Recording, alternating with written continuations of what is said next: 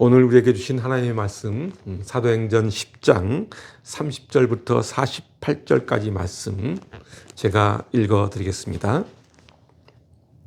고넬료가 이르되 내가 나흘 전 이맘때까지 내 집에서 제9시 기도를 하는데 갑자기 한 사람이 빛난 옷을 입고 내 앞에 서서 말하되 고넬료야, 하나님이 내 기도를 들으시고 내 구제를 기억하셨으니 사람을 욥바에 보내어 베드로라 하는 시몬을 청하라.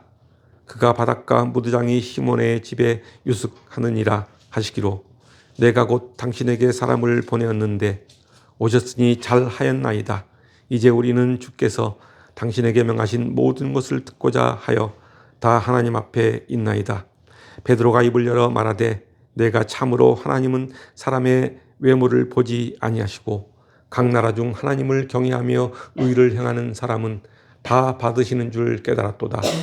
만유의 주 되신 예수 그리스도로 말미암아 화평의 복음을 전하사 이스라엘 자손들에게 보내신 말씀 곧 요한이 그 세례를 반포한 후에 갈릴리에서 시작하여 온 유대에 두루 전파된 것을 너희도 알거니와 하나님이 나사렛 예수에게 성령과 능력을 기름 붓듯 하셨음에 그가 두루 다니시며 선한 일을 행하시고 마귀에게 눌린 모든 사람을 고치셨으니 이는 하나님이 함께 하셨음이라.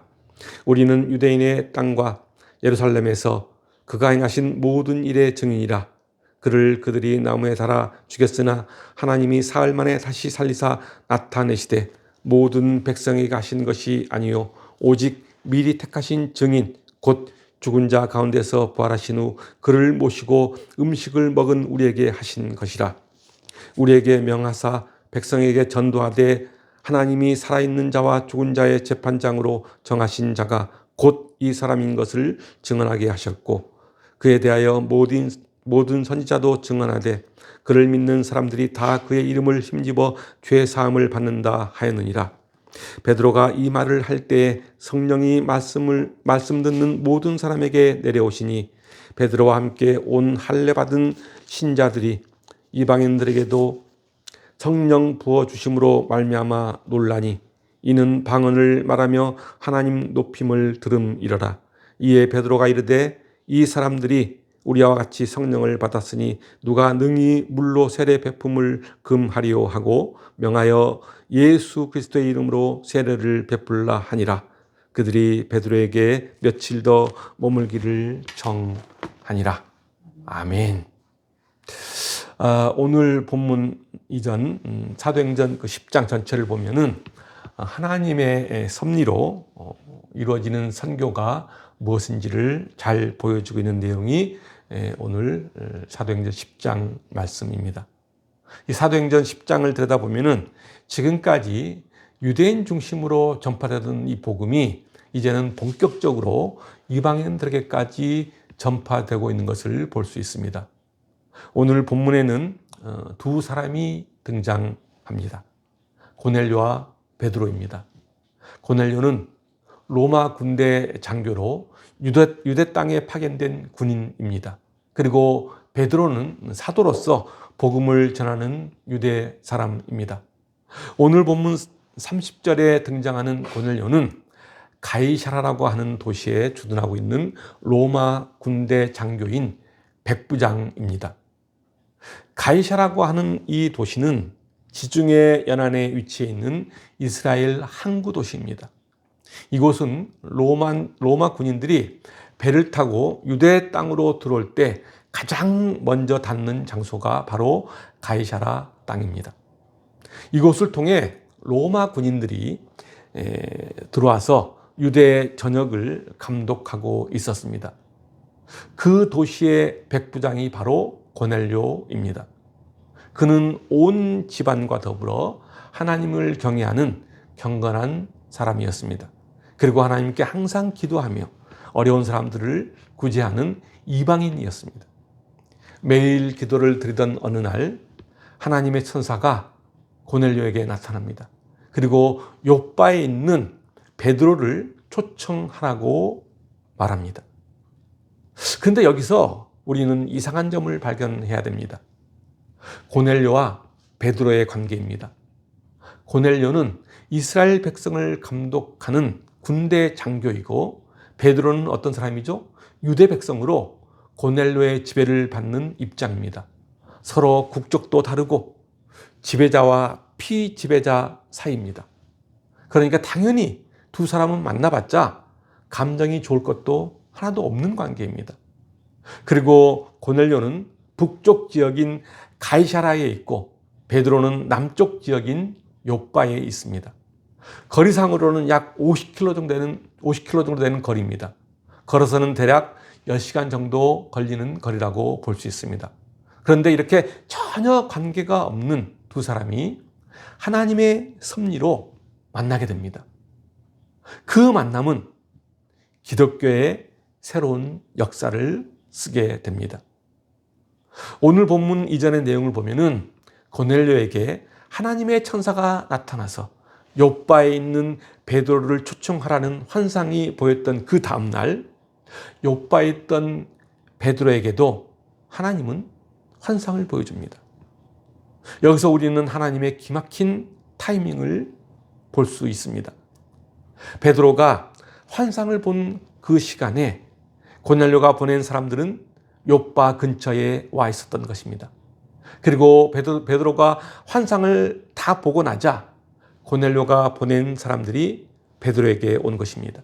그리고 환상의 의미를 생각하는 베드로에게 성령님이 나타나서 너를 찾는 그 사람들은 내가 보낸 사람들이니 의심하지 말고 그들을 따라가라고 말씀합니다. 그 말에 베드로는 순종을 했지만은 그러나 고넬료의 집으로 향하는 베드로의 마음은 편치 않았습니다. 당시 유대인들은 이방인들과 교제하지 않았고 심지어 식사도 같이 하지 않았기 때문입니다.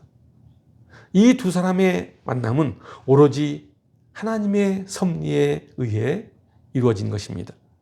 이 두 사람은 서로 불편한 관계였지만은 서로 공통점이 하나 있었습니다. 그것은 바로 하나님을 섬기고 있다는 것입니다. 고넬료는 이방 사람이지만은 유대인들이 섬기는 하나님을 믿는 사람이었던 것입니다. 그의 믿음이 얼마나 대단하고 훌륭했는지 하나님이 감동할 정도였습니다. 이 두 사람의 만남으로 인해 이방 선교의 문이 서서히 열리기 시작한 것입니다. 오늘 보면 30절부터 33절까지 말씀입니다. 고넬료가 이르되 내가 나흘 전 이맘때까지 내 집에서 제9시 기도를 하는데 갑자기 한 사람이 빛난 옷을 입고 내 앞에 서서 말하되 고넬료야 하나님이 내 기도를 들으시고 내 구제를 기억하셨으니 사람을 욥바에 보내어 베드로라는 시몬을 청하라. 그가 바닷가 무드장이 시몬의 집에 유숙하느니라 하시기로 내가 곧 당신에게 사람을 보내었는데 오셨으니 잘 하였나이다. 이제 우리는 주께서 당신에게 명하신 모든 것을 듣고자 하여 다 하나님 앞에 있나이다. 고넬료가 기도할 때 하나님의 천사가 나타나서 욥바에 머물고 있는 베드로를 초청하라고 합니다. 이에 고넬료는 베드로를 초청하여 베드로로부터 하나님의 말씀을 듣고자 합니다. 고넬료는 이방인이었지만은 말씀을 사모하는 마음이 있었기에 베드로를 통하여 복음을 듣게 됩니다. 복음의 핵심 내용이 뭐죠? 바로 예수 그리스도입니다. 31절을 보면은 하나님은 고넬료의 기도를 들으시고 그의 구제를 기억하셨다라고 말씀하고 있습니다. 이 말씀이 어떤 말씀일까요? 다시 말하면 고넬료는 하나님을 간절히 찾으며 하나님의 뜻대로 살아가려고 노력했던 사람이라는 말입니다. 우리가 알다시피 하나님은 당신을 간절히 찾는 자를 만나주시며 하나님의 뜻대로 살아가려는 자에게 은혜와 축복을 베풀어 주신다는 것입니다. 그렇습니다. 하나님은 진정으로 당신을 찾는 자들에게 은혜와 축복을 베푸십니다. 구약성경 사무엘상 1장을 보면은 자식이 없어서 고통 속에 살았던 한나라는 여인이 등장합니다. 그녀는 자식이 없는 문제로 마음이 괴로워서 하나님께 간절히 기도하며 하나님을 찾습니다. 사무엘상 1장 10절과 11절 말씀입니다. 한나가 마음이 괴로워서 여호와께 기도하고 통곡하며 서원하여 이르되 만군의 여호와여, 만일 주의 여종의 고통을 돌보시고 나를 기억하사 주의 여종을 잊지 아니하시고 주의 여종에게 아들을 주시면은 내가 그의 평생에 그를 여호와께 드리고 삭도를 그의 머리에 대지 아니하겠나이다. 자식이 없어서 마음의 고통을 느낀 한나는 다른 방법을 찾지 않고 오직 하나님만 찾았습니다. 마음을 다해 진정으로 하나님을 찾습니다. 그 결과 그녀는 이스라엘이 왕정 시대를 여는 위대한 지도자 사무엘이라는 아들을 낳을 수 있었습니다. 그렇습니다. 하나님은 진정으로 당신을 찾는 자들에게 은혜와 축복을 내리십니다. 다시 오늘 본문 33절 후반부를 보면은 고넬료는 이렇게 말합니다. 우리는 주께서 당신에게 명하신 모든 것을 듣고자 하여 다 하나님 앞에 있나이다 라고 합니다. 고넬료는 자신의 가족과 가까운 친구들을 모아 베드로 앞에 엎드려 절하며 그를 맞이합니다. 그리고 그는 베드로의 입술을 통해서 나오는 말씀이 곧 하나님의 말씀이라고 생각합니다. 고넬료는 비록 이방인이었지만은 그 어떤 사람보다도 하나님의 말씀을 사모하는 열정이 가득했던 사람이었던 것입니다. 계속해서 34절과 35절을 보겠습니다.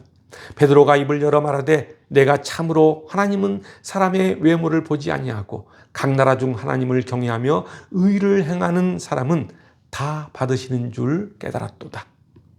그렇습니다. 하나님은 사람을 외모로 보시지 않으십니다. 하나님은 어떤 민족, 어떤 사람이든 하나님을 경외하고 의를 행하는 사람은 누구든지 구원하신다는 말씀입니다.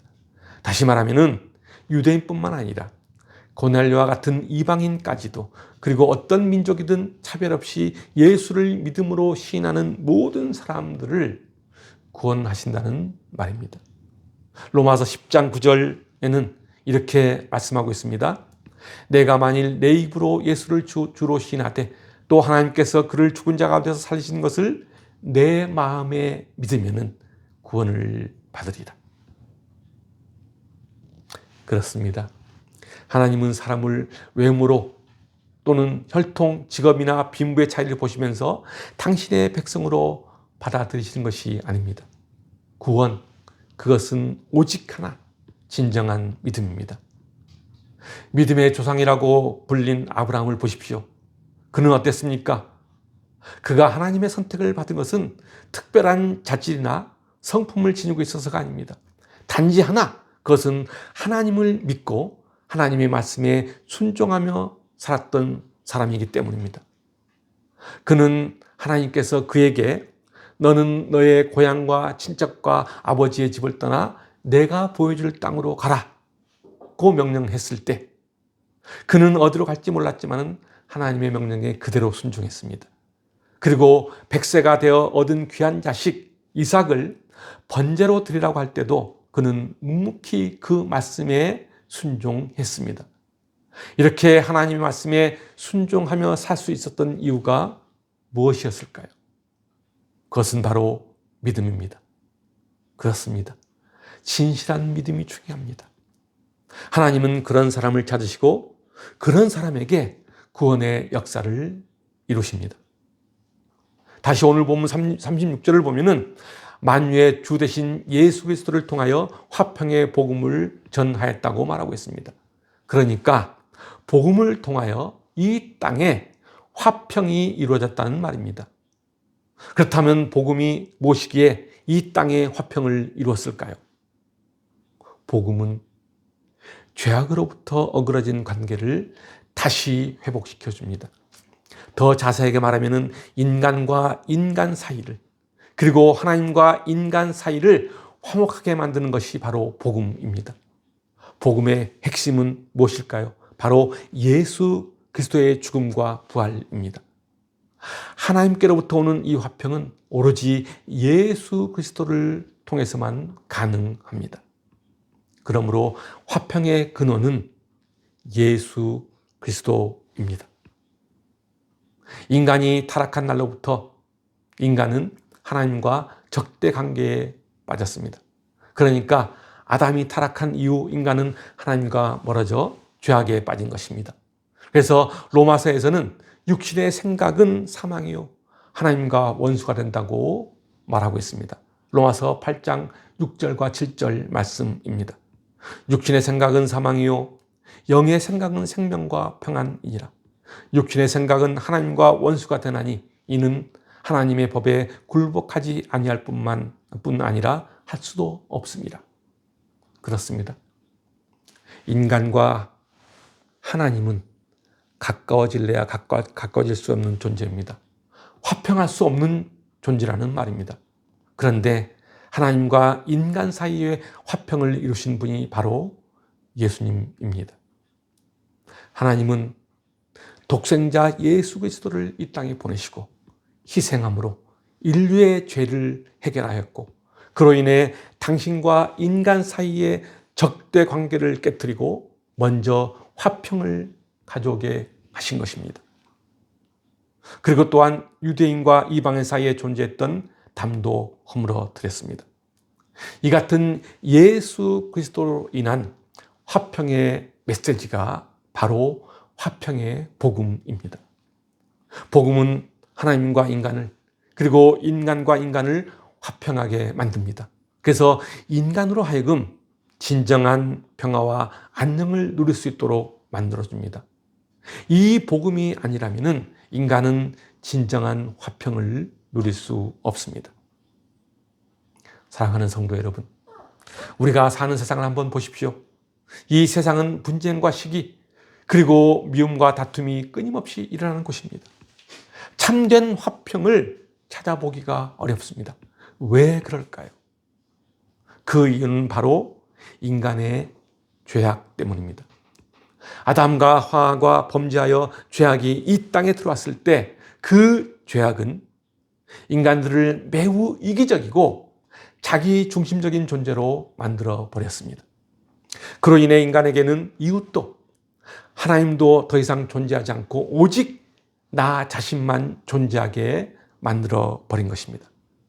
그래서 다른 사람이 자신에게 조금만 피해를 주면 그것을 용납하지 못합니다. 그러다 보니 언제나 분쟁과 다툼 그리고 미움과 시기가 이 땅에 사는 사람들의 마음에서 떠나질 않게 된 것입니다. 그리고 더 이상 하나님과 교제하지 않으려는 마음을 가지게 된 것입니다. 그런데 복음이란 무엇입니까? 생명이 없는 상태에서 생명을 일으킨 사건, 이 땅에 자유와 화평을 이룬 사건, 인간의 죄 문제를 해결한 사건, 하나님이 우리를 위한 구원 사건, 그것이 바로 예수 그리스도의 죽음과 부활에서 일어난 것입니다. 그것이 바로 하나님의 복음입니다. 이미 여러분에게 말씀한 대로 복음은 관계를 회복시키는 능력이 있습니다. 진정한 관계를 회복시키기 위해 하나님께서 이 땅에 누구를 보내셨다고요? 예수 그리스도를 보내신 것입니다. 그러므로 진정한 화평이란 오직 예수 그리스도로 말미암아 가능하게 되는 것입니다. 하나님께서 예수 그리스도 안에서 이루신 화해의 사역에 관한 것이 바로 화평의 복음입니다. 그 화평의 복음을 베드로가 고넬료의 집에서 전하는 장면이 바로 오늘 본문 36절부터 43절까지 말씀입니다. 이 내용이 어떤 내용입니까? 예수 그리스도에 관한 것입니다. 예수님의 생애와 그리고 죽음과 부활에 관한 내용입니다. 그리고 예수 그리스도를 통한 죄 사함을 선포합니다. 베드로는 고넬료와 그의 가족 그리고 그 친구들에게 자신은 예수님이 행하신 모든 일의 증인이라고 말합니다. 베드로는 자신이 예수님과 함께 생활하면서 예수님의 공생애와 죽으심 그리고 부활과 승천을 직접 목격한 사실을 그들에게 전합니다. 실제적이고 살아있는 복음을 전한 것입니다. 이 같은 복음을 증거하자 그 말씀을 듣는 순간 고넬료를 포함한 주변의 모든 사람들은 성령을 받고 방언을 말하기 시작합니다. 그리고 베드로는 그들에게 세례를 베풉니다. 그동안 베드로는 어땠습니까? 베드로는 이방인들은 결코 구원의 대상이 될 수 없다고 생각해 왔었습니다. 그런데 하나님께서는 그 베드로를 통해서 이방인들에게 복음을 전파하게 하였고, 그리고 이방인을 향한 하나님의 사랑이 선포된 것입니다. 하나님의 사랑은 당신을 경외하고 의롭게 행하는 자들을 찾으십니다. 그리고 그러한 자들을 기억하십니다. 그렇습니다. 하나님의 사랑과 은혜의 역사는 막힘이 없습니다. 오히려 인간의 아집과 편견, 그리고 이기심이 하나님의 역사에 걸림돌이 될 뿐입니다. 사랑으로 화합하는 것이 하나님의 뜻입니다. 그것이 복음의 본질입니다. 고넬료의 가정에 이루어진 이 사건은 하나님의 사랑과 은혜를 분명하게 보여준 놀라운 사건의 시작이었던 것입니다. 이 사건으로 복음은 더 이상 유대인만이 아닌 이방인, 그리고 온 세상을 향해서 열려지기 시작한 것입니다. 우리는 오늘 하나님의 사랑과 은혜가 담긴 복음이 어떻게 증거되고 확산되는지를 듣고 있습니다. 고넬료에게 전해진 복음이 온 땅에 새로운 역사를 쓰게 되는 것을 여러분들은 보았습니다. 복음은 인종과 민족, 그리고 남녀, 지위, 고하를 가리지 않습니다. 복음은 모든 사람에게 열려 있습니다. 복음은 하나님의 말씀이고 성령을 통해 임하는 생명입니다. 그리고 하나님의 구원의 축복입니다. 그래서 복음은 한마디로 하나님의 사랑과 은혜라고 할 수 있습니다. 사랑하는 성도 여러분, 여러분 모두가 하나님의 사랑과 은혜가 담긴 이 복음으로 화평케 되는 아름다운 삶을 사시길 바랍니다. 그리고 여러분 모두에게 하나님의 놀라운 생명력이 넘쳐나길 주님의 이름으로 축원합니다. 기도하겠습니다.